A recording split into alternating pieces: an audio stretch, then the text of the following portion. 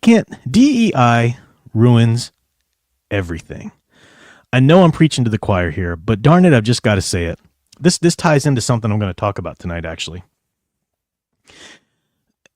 And when you talk to proponents of DEI, it's infuriating because they don't get it. They just keep beating the same drum, singing the same tune.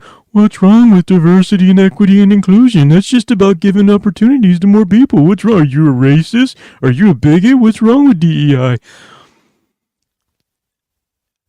There's two things wrong with DEI. Okay, so on the one hand, a lot of people, and this kind of, I think people haven't thought this through. A lot of people who see the problems that DEI has with story. Let's go for that first, right? Because when you're writing something and you have the mindset of conforming to DEI agendas, then that's what rules your story writing. It's not how well can you craft a story. It's how many different races can I fit in here? How many different gender swaps can I fit? How many different, identities can I put in here for, how inclusive am I going to be? They can't help but to think about that over story, and it kills it. It kills the story. One big example that I'll talk about a little bit in a moment, but Monarch. I love the Monsterverse. I'll talk about that in a moment. And the one thing I hadn't seen was Monarch. I hadn't seen the new movie yet because I was just waiting for DVD. Didn't get to see it in the theaters. But I thought, well, let me just watch this series. I've heard mixed reviews. I don't usually watch new stuff, but the Monsterverse movies had really impressed me by, consistently keeping all that garbage out. If you liked a movie or didn't like a movie, the one thing you could say was there's no woke garbage in it. Now, again, I haven't seen the most recent one. So I watched Monarch, and it was such cool storytelling, such cool world building, in the overall universe. Kirk Russell is Lee Shaw.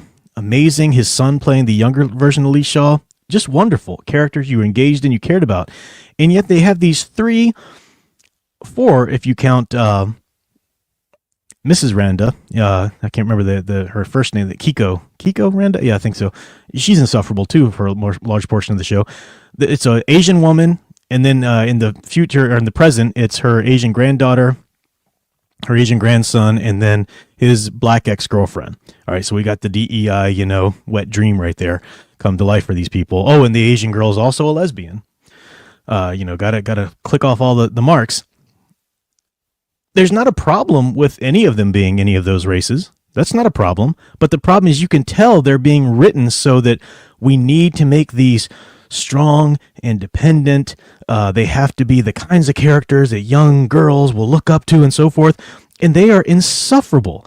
They are so two-dimensional. You don't give a crap about any of these characters. There were so many times during that series where I just had to fast forward, just like skip ahead 30 seconds, 5 minutes or whatever. Whenever they had an intense scene, character building moment that they were going to have, it's garbage. They had no flaws. They apologized for nothing. The flaws that they clearly had, the show doesn't treat as flaws. The little lesbian girl is just like sleeping around with every girl. Like she's got this one girlfriend who loves her and wants to move in with her, and she's just screwing around with somebody else. The series never even addresses that, never even calls her out for it. She never even has to apologize for it or anything. And of course, the men in it, other than Lee Shaw, Kurt Russell's character is a good example, but their father is just a jerk. Has two different families. And then his son, he's an artist, and he's just useless throughout the whole thing. Just a whiny little, just insufferable three little brat characters, and it's because of DEI. Has nothing to do with the races that they are. That's fine. They still could have been great characters if they were written like real characters. But the writers of the show were so DEI, conformed minded that they had to, we can't show these characters in a bad light. We can't show these characters in a bad light. They're characters. There should be three-dimensional characters. Mrs. Randa, the Kiko Randa, the Asian woman, she's an Asian scientist in the 40s. Okay, so of course, have a scene or whatever where people are like, wait a minute, you're a woman or you're a Japanese woman. This is, post-World War II. Sure, she's going to face some discrimination. Sure. But literally every time you see her, she's like, correct, it's not Miss, it's Doctor. And she is just a horrible person. You don't enjoy being around her as a viewer. It's not until you see her with her son that suddenly she becomes a human character. Now, feminists will just outrage, not every woman has to be a mother. Sorry, the essential nature of womanhood is motherhood. Not that every woman is a mother, but that compassion, that nurturing aspect. And it's not until you see her with her son that she becomes a human character, and you can actually, enjoy different aspects to her, this and that. And that's the problem with DEI. Now, the other thing, a lot of people get that, and they'll say, look, there's nothing wrong with being diverse. There's nothing wrong with inclusion. Oh, that's great, but you need to make sure you write a good story. I disagree with that slightly. There's nothing wrong objectively with diversity or inclusiveness or anything. But the problem is when you write a story and you try to make it diverse, your story ends up being hurt. So for example, if your character is walking down a New York City street and a gang is attacked by a gang, whether you're reading a comic book or in a movie or whatever, look at that gang. They're going to have to be some white people, some black people, some Hispanic people, some this and that. That's not how gangs work. I mean, maybe one or two, but that's not how gangs work. Gangs are usually really by racial lines, whether on purpose or just because of demographic and neighborhood or so forth.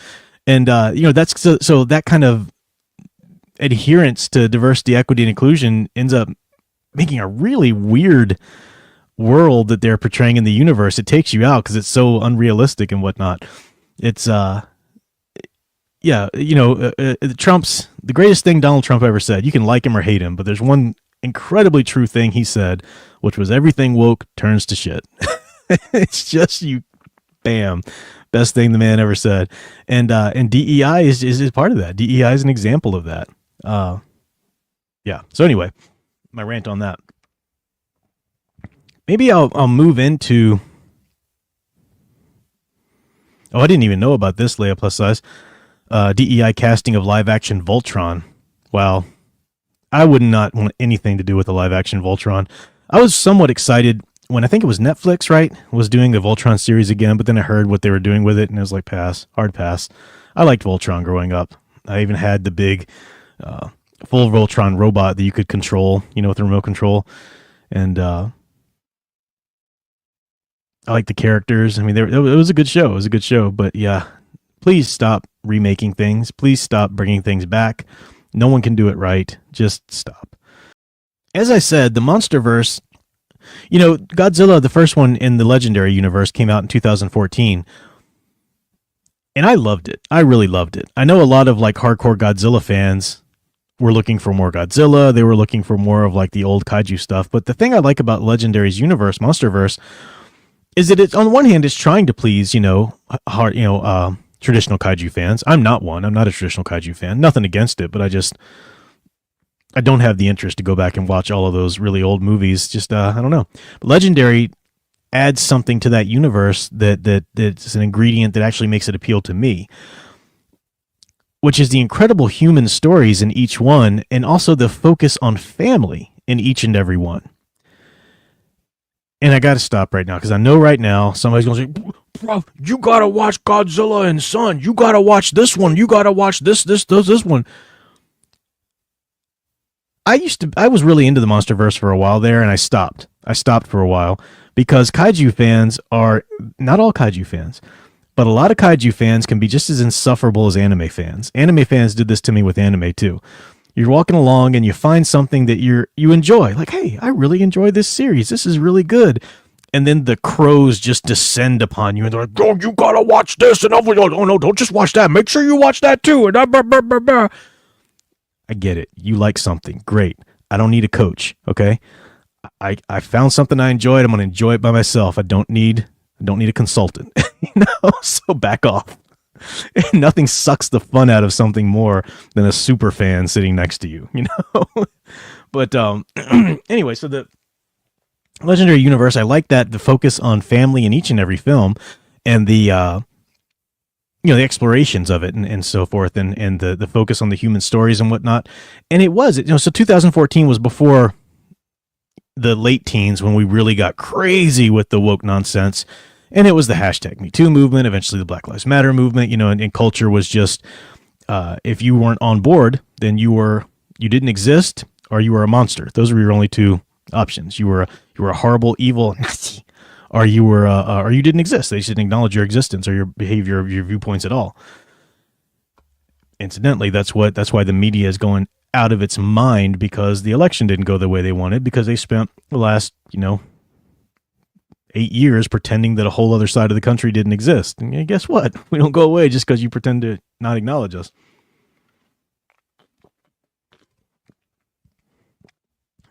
So anyway, all over the place here.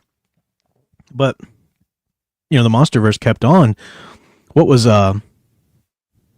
King of Monsters? Was that 2018 or 2019? So it was somewhat recent. Of course, Godzilla versus Kong was recent. So they kept making films even into a lot of the Hollywood nonsense woke stuff. But they kept it out of the films. Again, I haven't seen the most recent film. I'm going to watch that probably this weekend or this week. But they kept it out of the film. So I was impressed by that. And I would even go and find the comic book tie-ins. Really enjoyed all the comic book tie-ins. The very first one was Godzilla Awakening. And if you watch the first movie and then you watch Kong Skull Island, Godzilla King of Monsters, you know of the character of Dr. Serizawa. He's the character in King of Monsters who has to go help revive Godzilla when he's down, I won't say too much about his story because I don't want to give anything away to anybody who might not have seen this or that movie. And Godzilla King of Monsters, or Godzilla Awakening, is a great graphic novel, and it tells the story of Serizawa's father. Because, when you meet Serizawa in the films, he's the one really pushing for Godzilla is the one who's going to try and help us. He's not here to hurt us, guys. He's the one who would fight these other monsters who are, disordering the natural system. Godzilla's the one that nature has brought about to provide order. He's the true alpha, of the Titans, and he's the one that, keeps everything in balance so that they're not all running amok and causing, all kind of harm and killing people, And the movies do a great job of it's like Godzilla's almost sentient. He's not quite, he is sentient. He's almost like human awareness. Like he's almost aware of us and almost trying to protect us. Not quite though. He's still a big monster. It's a great line that they walk. But this was a good exploration of that background. It has the character of Lee Shaw in it, Colonel Shaw from the military. It's got its own sort of account of the beginnings of Monarch and whatnot. The Monarch series, one of the things that I disliked about it right off the bat was that it totally retcons this whole book. Like, just throw this book out if you accept the Monarch series continuity, because they take Lee Shaw and he's a total different character. They run muck with the timeline. This book doesn't even count anymore, which I think is really stupid, especially because they take certain beats from this book. It's a graphic novel. That means it's definitely not, it's 4 or 5 issues, whatever it was. It's not a totally fleshed out story like you would be able to ultimately do in a television series. But it could have been. They could have really taken this story and really mapped it out. Instead, they were just fixated on giving us these 3 little brats, crappy 2-dimensional characters that, had all of their DEI nonsense and wouldn't, and they demolished the story. At least they had Lee Shaw in it, and like I said, Kurt Russell's character and his son's portrayal of him during the flashbacks are great. So overall, the world building's pretty cool. Gets into the Hollow Earth, gets into the time dilations and whatnot, and the inconsistencies between time here and there through the gravitational pulls and so forth. But they clearly took a lot from this graphic novel and just threw it out, but did their own thing, which I think was crappy. They should have stuck more to this. Some of the things they did was neat. I like the idea of Lee Shaw being younger than he should be because of the time difference when he was in the Hollow Earth and stuff. So, cool ideas, but a lot of issues there. On the one hand, they still did focus on family, but the series, the time you got to spend with the family themes wasn't enough. The time you got to spend with the family themes, they tried to do it a lot through these 3 main characters who were just, insufferable is the best word I can put for you. They're annoying on every level. I keep trying to like something about them, and every time you try to like something about them, they would just pull that away from you too. The woke can't write. They can't write 3-dimensional characters. They're so fixated and so concentrated on writing a poster child for their ideology that the character just ends up crappy. This is nothing new. This is Captain Marvel, right? This is Brie Larson's Captain Marvel. There's nothing likable about her in that movie. Take away Brie Larson, take her out of the equation.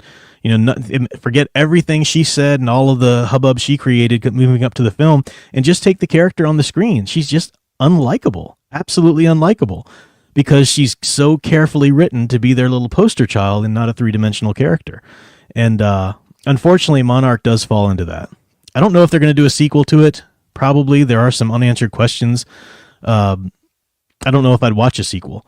I'm hoping that doesn't bode for what's going to await me in the latest film. And like I said, I know you guys have seen that, but I haven't watched that quite yet.